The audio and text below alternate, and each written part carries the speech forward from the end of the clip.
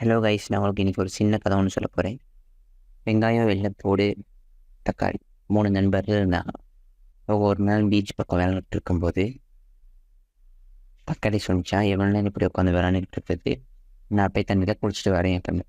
அதுக்கு வெங்காயமோ வெள்ளைப்பூடு சொன்னாங்கன்னா, அதெல்லாம் அவங்களுக்கு தேவை, பெரிய ஆளை வருந்துகிட்டு இருக்கு, வந்துச்சுன்னா நீ அடிச்சிட்டு போயிடுவ அப்படிமா. எதையுமே கேட்காம தக்காளி ஆணவத்தோட குளிக்க போனிச்சான்.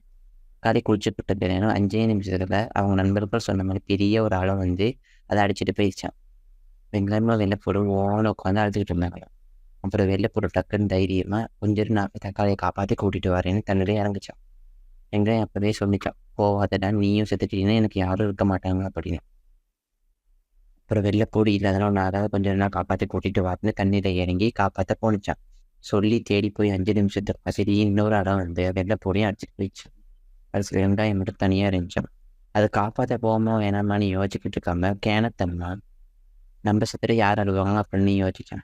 சரி இப்போ எதுக்கு அதெல்லாம் அப்படின்னு வெங்காயமும் தைரியமாக இறங்கி 2 பேரையும் காப்பாற்ற போச்சு. ஆனால் கடைசியில் அதையும் அதே மாதிரி இன்னொரு பெரிய ஆளை வந்து அடிச்சுட்டு போயிடுச்சு.